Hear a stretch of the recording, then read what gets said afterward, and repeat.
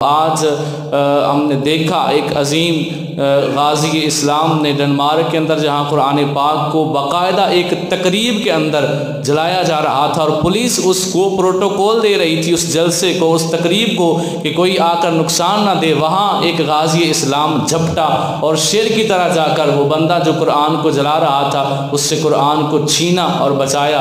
اللہ تعالیٰ ایسے اسلام کے مجاہد قیامت تک ہماری نسلوں کے اندر پیدا فرمائے اور ہمیں بھی قرآن سے محبت کرنے کی توفیق عطا فرمائے۔ میرے بھائیو، قرآن کے ساتھ ہماری محبت کم ہوئی ہے تو پھر غیر مسلموں نے یہ کرنا شروع کیا ہے۔ وہ کیا شاعر نے کہا ہے نا کہ میری الماری میں گرد سے اٹی کتاب کا جو پوچھا، میری الماری میں گرد سے اٹی کتاب کا جو پوچھا، میں گڑ گیا زمین میں قرآن کہتے کہتے۔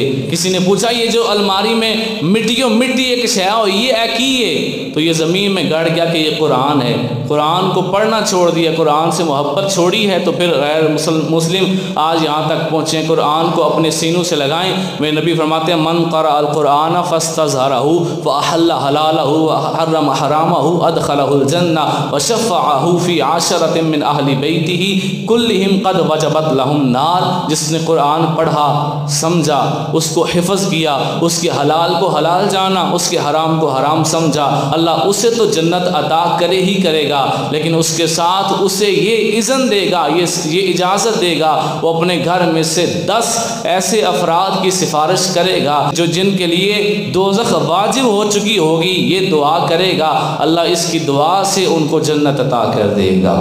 یہ بہت بڑا قرآن پاک پڑھنے کا انعام ہے۔ میرے نبی فرماتے ہیں جس نے قرآن کو ایک حرف کو پڑھا اس کو اللہ تعالیٰ نے 10 نیکیاں عطا فرمائیں۔ فرمایا میں یہ نہیں کہتا الف لام میم ایک حرف ہے، بلکہ الف علیحدہ، لام علیحدہ ہے، میم علیحدہ ہے۔ جو 3 لفظ پڑھتا ہے الف لام میم، اس کو اللہ تعالیٰ 30 نیکیاں عطا فرماتا ہے۔ قرآن کو پڑھیں، اپنی اولادوں کو پڑھائیں، اس کے ساتھ پیار کریں۔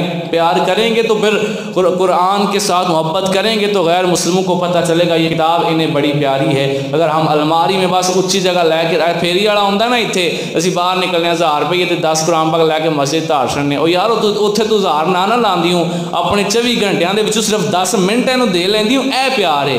وہ 1000 تے لے کے تو مسجد رکھ دیتے نے، اتنے کوئی بھی نہیں پڑھتا، تے پڑھتا تم ہی نہیں، اتنے لے کے رکھ دیتے ہیں، پڑھتا اتنے بھی نہیں، فائدہ کی؟ یہ نہیں میں کہہ رہا مسجد میں کوئی نہیں پڑھتا، پڑھتے ہیں لیکن جتنے ہم بھر دیتے ہیں اتنے کوئی پڑھ نہیں رہا ہوتا۔ تو اپنے 24 گھنٹوں میں سے کوئی آدھا گھنٹہ کو گھنٹہ اس کو دیں، اپنے بچوں کو اس کو پڑھائیں، حفظ کروائیں۔ آپ قرآن پاک کے ساتھ پیار کریں۔ امت اگر قرآن پاک کے ساتھ پیار کرے گی تو پھر غیر مسلموں کو پتہ چلے گا کہ اس کے خلاف ہم نے کوئی حرکت نہیں کرنی۔